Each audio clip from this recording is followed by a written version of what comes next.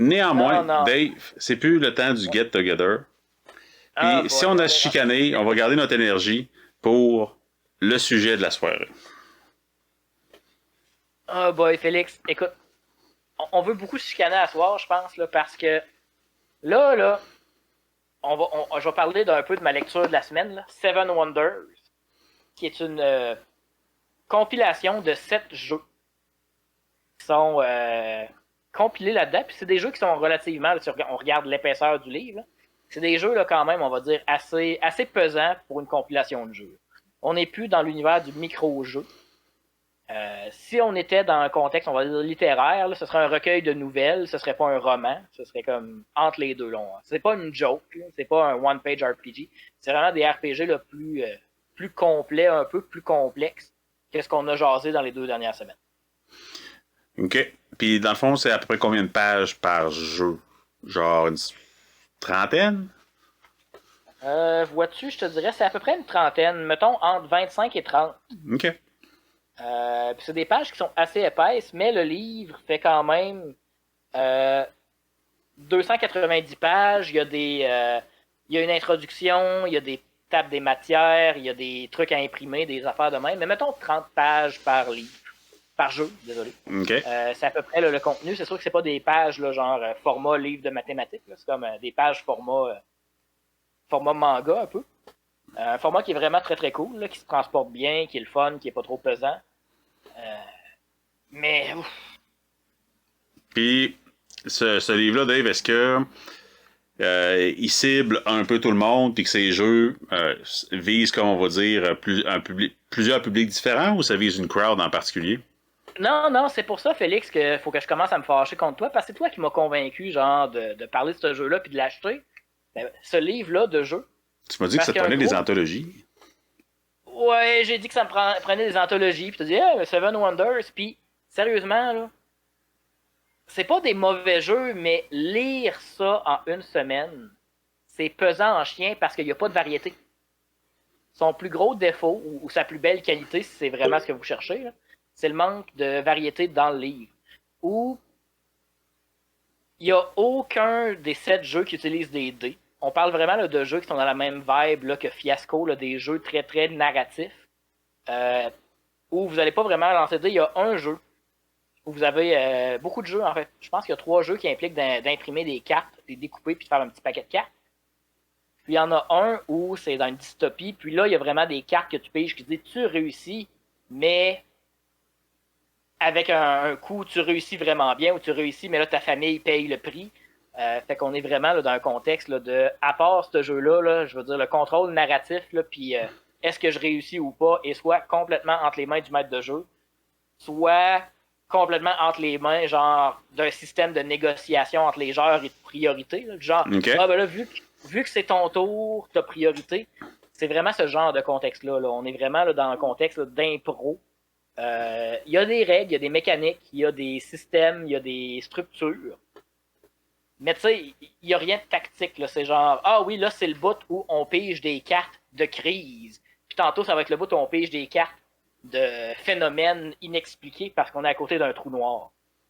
Puis tu sais, les jeux sont intéressants, mais c'est ça, c'est comme sur les 7 jeux qu'il y a, puis c'est avoué dans l'intro, là, c'est vraiment là, ce qu'eux appellent les story games, donc des jeux d'histoire.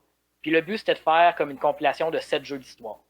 Ce qu'ils ont fait, toutes les lire dans une semaine, une monnaie était comme, ok, là, ça revient un peu au même, là, c'est comme, ah, encore genre un système où on me présente un setting très très vague, on m'explique comment définir le setting, comment définir les personnages, comment faire des relations entre les personnages, comment jouer l'introduction, comment jouer le climax, puis comment jouer l'épilogue. Là, je suis comme, je viens de lire ça 6 fois, il y a un dernier jeu qui me le fait faire. Est-ce que c'est des auteurs différents pour chaque jeu, ou c'est un même auteur?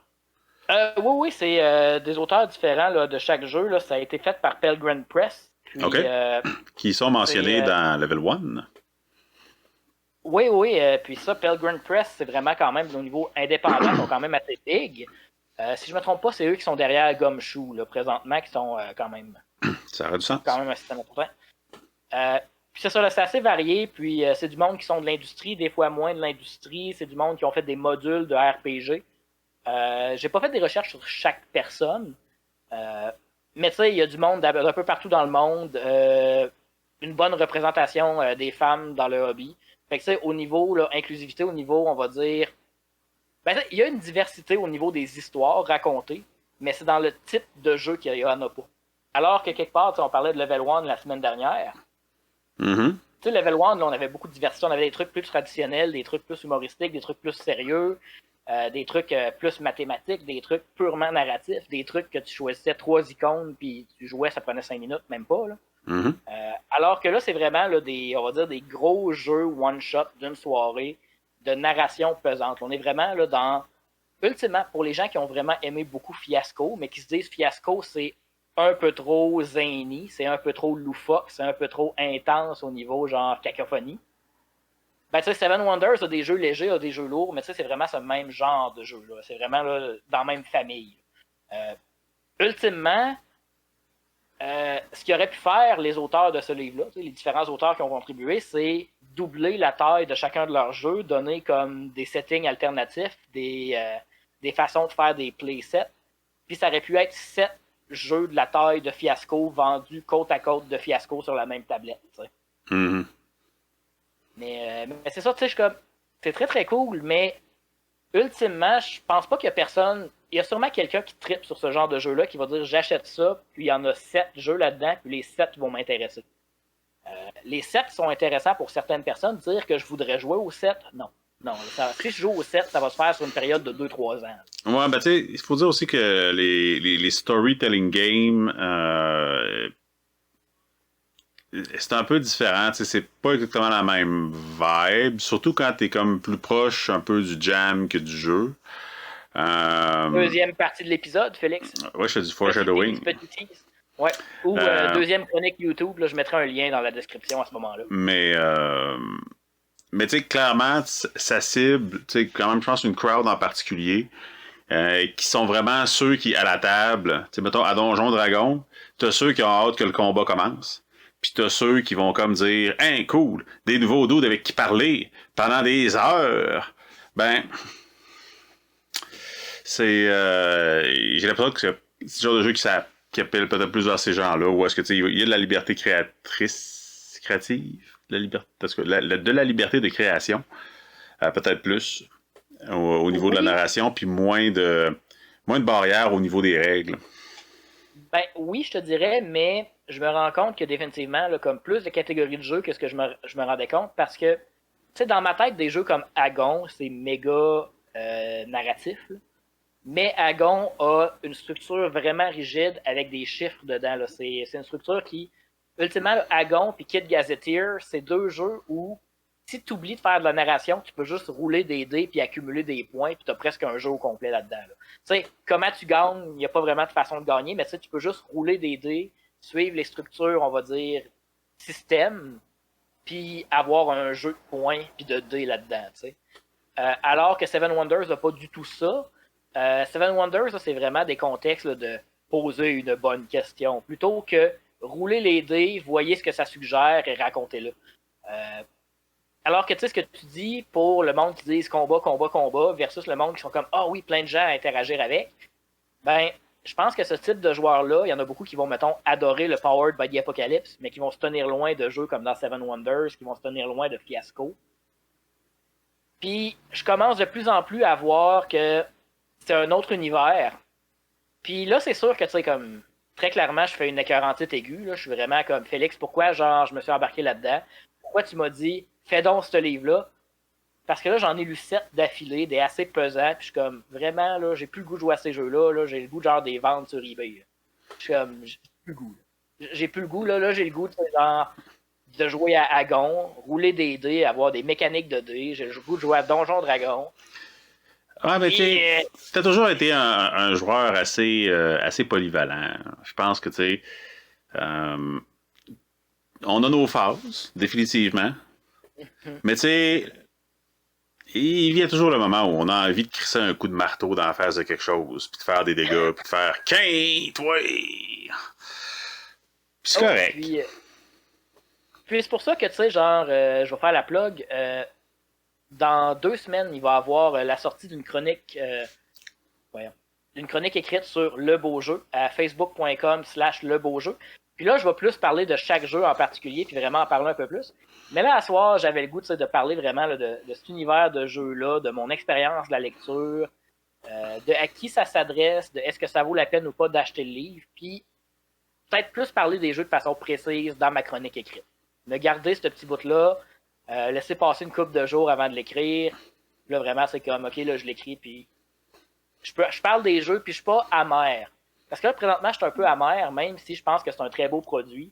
Si vous êtes du genre à collectionner les jeux de rôle, le livre est beau, le papier, c'est un papier là, qui est blanc crème, qui est... Un beau canson. C'est un beau canson, oui, exactement. Mais ça, il est épais, il est pesant, la couverture est belle, il paraît bien sur une tablette, il est le fun pour les collectionneurs. Puis, tu sais, c'est un livre qui se vend pour quelque chose comme 35-40$ avec les taxes, je crois bien. Dans les alentours de 30-35, me semble, mais ouais. C'est ça, c'est ça. Pour le prix qui est, s'il y a 2 jeux qui vous intéressent là-dedans, c'est super bon.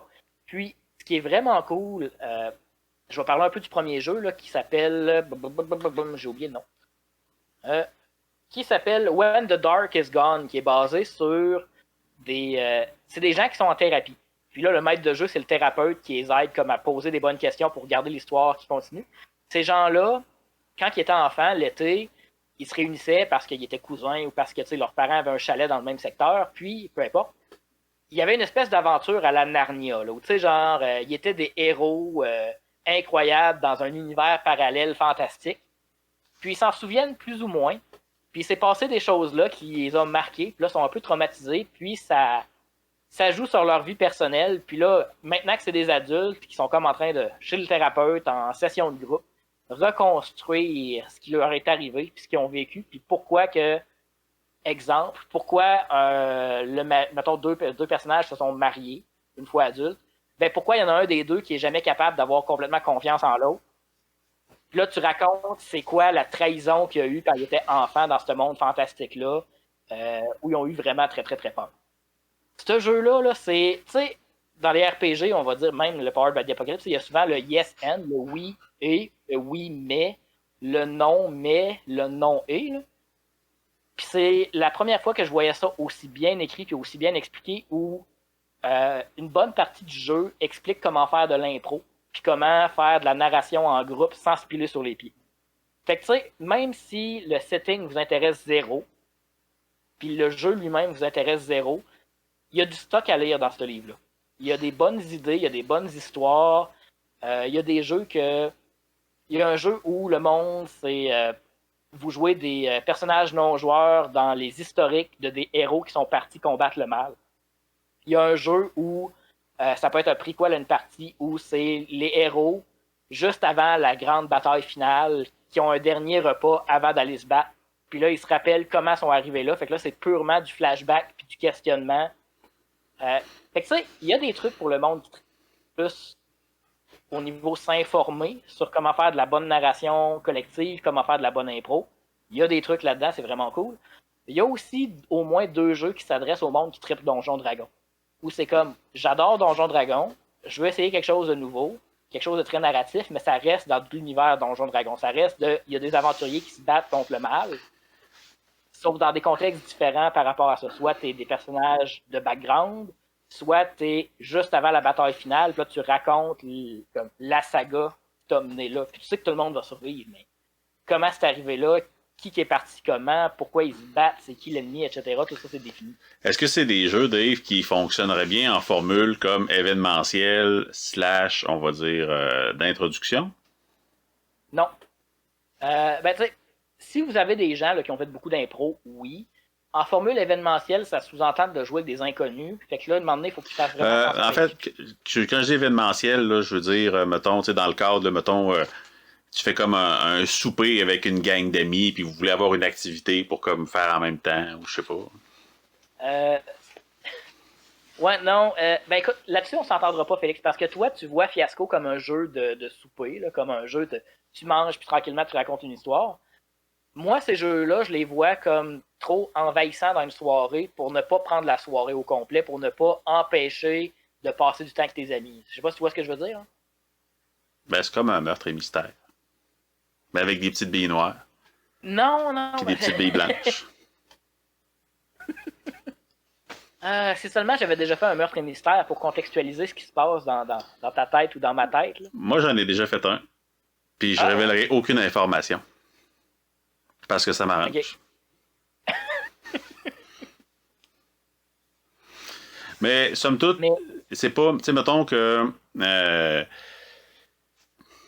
Tu veux faire de l'initiation au roleplay, mettons, c'est genre, je sais pas moi, t'es un animateur de camp de jour, puis là, t'as comme une gang de 13-14 ans qui veulent faire une espèce de jeu de rôle ou quelque chose. C'est pas le genre de truc qui pourrait être bien. Ben, en fait, beaucoup de ces jeux-là, ben, il y en aurait un là, où tu joues comme des espèces d'esprits tout petits dans une maison qui doivent protéger le ménage, mais tu sais, au niveau genre, faut pas que ce soit le bordel, faut pas que ce soit comme chaotique. Puis là, tu te bats contre les esprits de la poussière. Là. Fait que ça, c'est très adapté à jouer avec des enfants, mettons.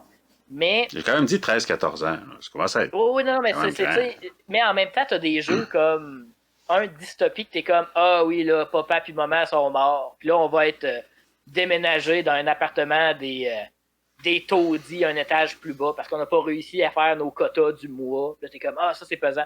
Fait que, au niveau, on va dire, thématique, il y en a pour tous les âges, il y en a de tous les niveaux, mais il y a beaucoup de jeux que c'est écrit « N'oubliez pas de prendre des pauses, parce que ça peut devenir long. » Fait que, tu sais, quand un jeu te rappelle que c'est le temps de prendre une pause de 5 à 10 minutes, c'est que le jeu va durer quand même quelques heures. C'est le temps, ça veut dire que c'est le temps de prendre une bouchée? Ouais, mais... C'est des jeux qui disent faut pas que tu perdes le pacing, faut pas que tu tapes. Tu sais, il y a toute une question de OK, là, on prend une pause, mais faut pas que tu perdes le fil. Puis c'est vraiment si t'arrêtes trop longtemps, parce que là, c'est le temps où tu mets les trucs au frigo, au four, que tu t'es fait cuire, les petits canapés. Ben là, tu sais, genre, t'as plus le goût de rembarquer dedans après, genre. C'est vraiment un contexte où tu vas me dire que c'est possible, puis c'est ton argument sur Fiasco, puis moi, je vais dire non, Fiasco, ça demande de l'attention puis que tout le monde soit assis à faire que ça. Alors que tu vas dire, ben non, c'est pas ça, Fiasco. À ce point-là, je vais dire, ce jeu-là est comme Fiasco. Est-ce que c'est moi ou Félix qui a raison? J'ai raison, Félix a tort. L'Humandil knows what I'm talking about. Ouais. L'Humandil et les canapés. Mais non, c'est ça, tu sais, je sais. Je vois comment c'est intéressant, mais selon moi, ça demande autant d'attention que du combat dans du Donjon Dragon. Sinon plus. Tu sais, c'est pas quelque chose que tu fais comme vaguement distrait. Là. C'est des jeux qui demandent de l'attention, qui demandent de la concentration. Fair enough. Fait que tu sais, dans un contexte de camp de jour, je connais pas assez l'univers des camps de jour des jeunes de 13-14 ans pour savoir si ça peut les intéresser. Mais tu sais, si eux autres, ils veulent dire des niaiseries, puis tu sais, genre, raconter n'importe quoi, il y a d'autres alternatives, là. Comme, tu sais, genre, je l'ai ici, là. Tu sais, allez vous chercher les aventures du baron Munchausen, ou allez, tu sais, les règles, tu sais, genre, ils existent depuis 1980, genre, puis sont faciles à trouver, là. Mais tu sais, le livre du baron, c'est comme les règles avancées, puis vraiment cool. Fait que le livre vaut la peine. Mais tu sais, c'est un jeu qui va se jouer genre en 20 minutes, que tout le monde rit, tout le monde boit une bière, tu racontes une histoire, tu dis des niaiseries, c'est drôle. Puis t'as eu un bon moment, alors que, tu sais, Seven Wonders, là, c'est un plan de soirée, selon moi. Là. Tous les jeux là-dedans, là, c'est des plans de soirée. Baron Munchausen, c'est comme, à la place de faire des charades pendant une heure, là, on raconte des stupidités. Là. Non, je pose la question parce que dans un entretien que j'ai eu avec quelqu'un au loisir de la ville de Cap-Santé, on m'avait mentionné comme justement, tu sais, un groupe d'âge. En fait, c'est comme le groupe d'animateurs, en fait, là, des jeunes qui étaient des joueurs assez huge de loup-garou. Puis qui, tu sais, pouvaient passer littéralement comme des heures et des heures. Tu sais, pour eux, genre, loup-garou, là, c'était un plan de soirée parce que la game durait, genre, toute la soirée / nuit. Ouais. Puis on parle, tu sais, d'une gang là, d'à peu près ça, 13 à 15 ans. Puis, il y a définitivement, on va dire, de l'engouement pour ce genre de truc-là. Puis, je me demande un peu, tu sais, quand quelqu'un me dit, ah ben là, tu sais, il passe comme 6 heures à jouer au loup-garou, là. C'est comme, qu'est-ce qu'on pourrait lui mettre entre les mains qui pourrait peut-être juste être, you know, genre, un peu dans la même veine, pas que ce soit pas dépaysé, mais juste comme, pas le loup-garou. Puis je me demandais si, par exemple, dans ces jeux-là, il y avait comme quelque chose qui pouvait peut-être rejoindre ça, puis servir peut-être de gateway vers, après ça, du jeu de rôle plus traditionnel et ou expérimental. Ben, tu sais, je te dirais, dans le contexte, tu sais, mon expérience avec le monde qui aime le loup-garou, souvent, il aime le loup-garou pour le côté, on va dire, là, comme argumentation, le côté roleplay qui fait pas partie du jeu officiellement. Là. Puis, si ce qu'ils aiment, c'est incarner les personnages, puis créer des histoires, puis dire ah oui, je soupçonne lui, là, parce qu'il a toujours été ami avec le forgeron, parce que, une moment donné, je l'ai vu d'un buisson, là, il avait l'air de jouer au dé, puis de trouver ça bien drôle. T'sais, si c'est ça qui les intéresse, comme raconter pourquoi ils sont suspicieux, Seven Wonders, ils vont adorer. Ils vont trouver genre une coupe de jeux là-dedans qui vont vraiment le triper. Beaucoup, ils vont peut-être refaire plusieurs parties du même jeu. C'est des jeux qui malheureusement là, souvent sont plus comme tu y joues une fois par année, pas genre 3-4 fois dans la même année, là, ou genre une seule fois dans ta vie. Mais tu sais, genre définitivement, si c'est, on va dire, la narration puis l'improvisation qui les intéresse dans Loup-Garou, Seven Wonders va être cool. Si ce qui les intéresse, c'est, on va dire, le mensonge, puis l'enquête, puis la négociation, puis là, de c'est pas moi qui va mourir, parce que si tu me tues, je vais utiliser mon pouvoir, parce que, tu sais, des affaires de même, puis qu'il y a comme un gros côté argumentatif derrière, Seven Wonders, c'est mauvais, parce que c'est le genre de jeu où il n'y a pas de secret. Ouais, Les ben, seuls, les... dans le cas qui m'était décrit, c'était vraiment une gang de jeunes qui tripaient plus sur le côté improvisation. Le côté, hey, on joue des personnages, puis genre, c'est encadré dans un jeu, fait que c'est le fun, c'est pas trop compliqué, puis c'est pas juste nous autres qui faisons des petites voix dans le sous-sol sans que ce soit rattaché à rien de bizarre. Euh, Dans ce contexte-là, je pense que Seven Wonders, ce sera un très beau achat pour ces jeunes-là qui méritent peut-être un cadeau de la part de l'organisation ou qui ont besoin de, je sais pas, mais tu sais, je pense que ça les intéresserait. Je OK. pense que si c'est dans ce contexte-là, c'est un excellent livre. OK. Dans le contexte, on va dire plus gamer, plus trash talk, il y a un ou deux jeux là, qui impliquent d'avoir des secrets, là, mais ça, Non, c'est mais de plus toute façon, tu sais, dès qu'on rentre vraiment dans le jeu de rôle, le storytelling game et tout ça, la dimension PVP, j'entends à s'éclipser assez rapidement. Puis il y a ben, vraiment pas beaucoup de jeux qui, après ça, osent vraiment dire il y a du PVP là-dedans, c'est assumé, deal with it, cognez-vous ben, il y dessus. a du PVP. Il y a du PVP, mais tu sais, c'est du PVP de jouer, voyons, Il n'y a pas de take that. vérité aux conséquences. Là. Il n'y a pas de take that, là. C'est du je te gage que t'es pas capable de revirer ça de bord. C'est je te gage que t'es pas capable de raconter une bonne histoire avec ça. Ou tu veux vraiment, tu sais, genre.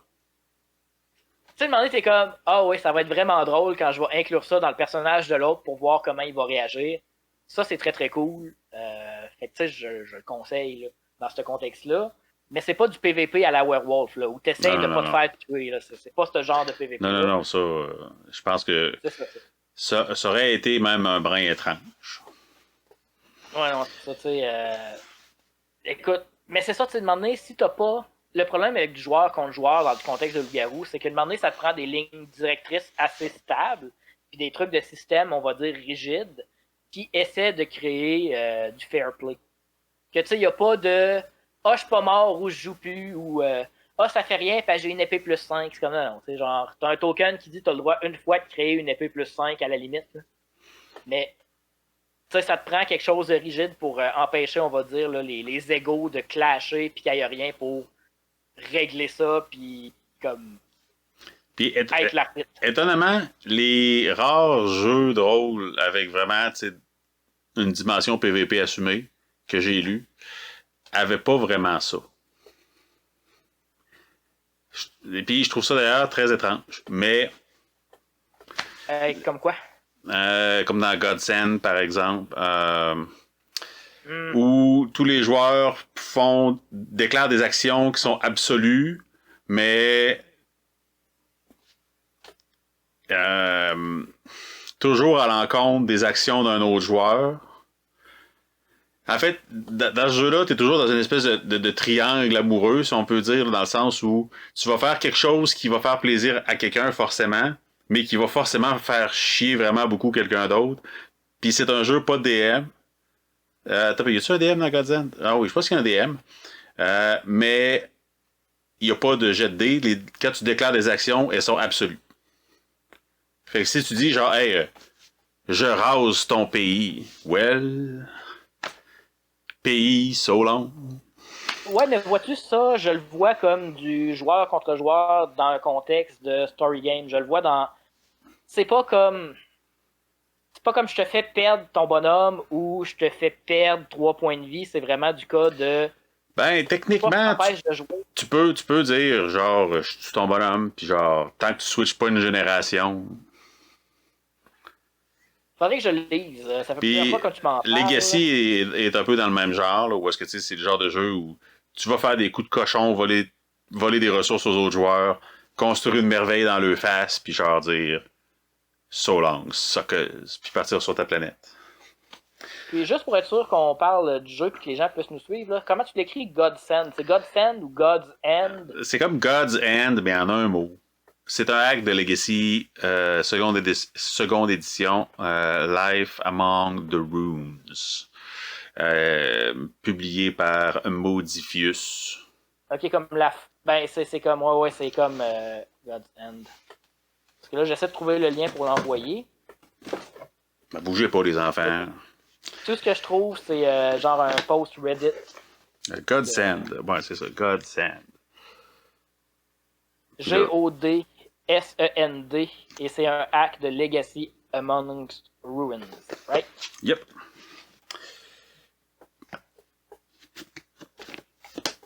Voilà. Back to your cage. Ok, ouais, le nom du jeu officiellement c'est Legacy 2. Godsend. C'est pour ça que je le trouvais pas. Ouais. Et je vois qu'il y a eu. Le lien. Je vois qu'il y a eu du PVP dans Morkborg apparemment dernièrement. J'espère, c'est Morkborg. Je veux dire, si je me fais pas donner au moins un coup d'épée par un allié dans une game de Morkborg, je serais comme un peu déçu.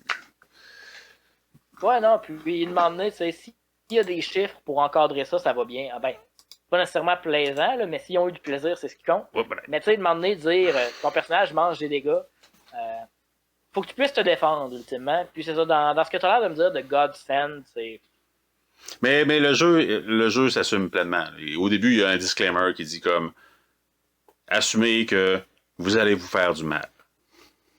Ah ben au moins c'est honnête. Au moins c'est honnête. Puis il dit si vous êtes sensible à ça, remettez ça dans le case. Okay. Ouais. Tu sais, en même temps, Paranoia a beaucoup de joueurs contre joueurs, puis c'est aussi un système qui a pas tant de règles. Il y a un maître de jeu, il y a des jets, mais à part de ça, il n'y a pas rien pour encadrer le. Ouais. C'est souvent assez abstrait. Je sais pas, je suis pas sûr qu'on parle du même player versus player, puis les définitions sont un peu floues, là. Fait que j'ai un peu de misère à être convaincu qu'on parle de la même chose, qu'on argumente au même niveau, Félix. Ben, dans le cas de Legacy, c'est littéralement comme jouer un 4X RPG. Dans lequel il n'y a qu'un seul gagnant. Ouais, et puis pour les gens qui connaissent pas le 4X, là, c'est un terme de jeu de société là, pour. C'est expansion, exploration, extermination, puis exploitation. Fait qu'on parle là, de ressources, d'exploration, de combat, puis d'engine building. C'est cool. Néanmoins. Fait que somme toute, t'as lu Seven Wonders. Maintenant, c'est derrière toi. Ben, tu sais, comme je disais, je pense que l'acheter pour les 7 livres dedans, tu sais, en me disant, ah oui, j'ai 7 jeux que je vais aimer là-dedans, c'est sûr, ou j'ai 7 jeux avec beaucoup de variance, beaucoup de variations. Non, c'est pas un bon achat. Si vous dites, j'espère qu'il y en a 2 ou 3 là-dedans que je vais adorer, puis ça vaut, on va dire, 35$ plus ou moins, puis c'est un beau livre pour ma collection, c'est un must-buy, là. C'est un achat facile à décider. Ou tu sais, quelqu'un qui fait juste dire, je veux plein de jeux d'impro. Ouais, quelqu'un qui est vraiment dans les jeux d'impro, mais tu sais, moi, le premier qui pensait aimer ça, je me rends compte que j'aime moins ça que ce que je pensais. Euh, Puis là, tu sais, je me dis, est-ce que. En fait, ce que je me pose comme question, c'est les gens qui vont nous écouter sur YouTube, les gens qui nous écoutent ce soir. Est-ce que ce monde-là nous écoute? Est-ce que ce monde-là sont. Tu sais, c'est comme dans l'univers des jeux de société, là, t'as le monde qui joue à des jeux de train, là, les 18XX, les jeux de train méga compliqués. Ces gens-là, tu les vois pas dans un groupe de jeux de société. Ils ont comme leur propre groupe à part, là, puis sont comme en retrait dans leur petit coin. Là. Je me demande si les vrais gros fans de Seven Wonders, c'est pas un peu ça. Puis que peut-être qu'il y en a plein, mais J'ai qui se mélangent pas à nous l'impression autres. que les gros fans de ces jeux-là sont dans d'autres sphères, en fait. Sont dans euh, d'autres genres de groupes, si on peut dire. C'est probablement que si on leur demandait, genre, c'est-tu du jeu de rôle que tu fais, ils diraient non. Euh, Parce que ça va comme chercher vraiment un autre type de loisir, si on peut dire. Fait que, tu sais, il y a deux approches là, pour les gens qui commencent à jouer à Donjon Dragon, entre guillemets. Là. Je fais beaucoup de raccourcis présentement, tu sais. T'as le monde qui trippe, on va dire, genre, jeu. Qui font comme, hey, Donjon Dragon, ça a l'air cool, c'est des jeux avec des histoires. Puis là, t'as comme l'autre catégorie qui est, ah oui, j'ai fait beaucoup de théâtre, comme au cégep puis au secondaire, puis tu sais, j'ai fait des comédies musicales, puis j'ai passé 2 ans à manger vraiment beaucoup de riz pour essayer de percer dans le milieu, puis faire plein de... J'ai écrit des scripts, j'ai été à des auditions. Puis tu sais, là, aujourd'hui, j'ai comme décidé d'abandonner ça de ma vie, ou de le continuer. Mais tu sais, genre, ce que je trippe à faire dans mes temps libres, tu sais, genre, c'est être créatif narrativement, puis tu sais, incarner des personnages un peu comme ce que j'aimerais que soit ma carrière, ou ce que a été beaucoup mes passe-temps. Mais là, je le fais dans un contexte de jeu de rôle, avec des livres et des amis. En fait, Dave, là, Oui. je pense que je sais où est-ce qu'ils sont, ce monde-là. C'est le monde qui va dans des GN puis qui joue pas de fiches. Ouais, genre. Genre. Mais c'est ça, tu sais, j'ai l'impression que, entre guillemets, ce monde-là, ils sont un peu à part du reste de la communauté rôliste. À cause de ça. Pas qu'on les aime pas qu'ils nous aiment pas, mais tu sais qu'il y a comme un pont qu'il faut qu'ils se construisent un moment donné. Puis on sait pas que les autres existent l'autre bord, ou ils savent qu'on existe. Mais tu sais, ils ont l'image de. Ils ont l'image très, genre, de Donjon Dragon classique de. On raconte pas vraiment d'histoire, puis on est content parce qu'on a roulé un vin, puis c'est genre le highlight de notre soirée, c'est un vin qui s'est roulé. Tu sais, il y a rien de mal à ça. Mais ces gens-là, tu sais, ils sont pas intéressés à dire il y a un vin qui s'est roulé, il y a eu un coup critique, on a fait 50 de dégâts, c'était vraiment cool. Tu sais, ce qu'ils veulent dire, c'est hey, c'était vraiment cool quand ces deux personnages-là se sont pleurés d'un bras l'un de l'autre. Fait que, tu sais, Puis, s'ils se disent que ça arrive pas dans les games de RPG, comme on va dire, plus communes, ben, ils s'intéresseront pas puis ils viendront pas nous voir.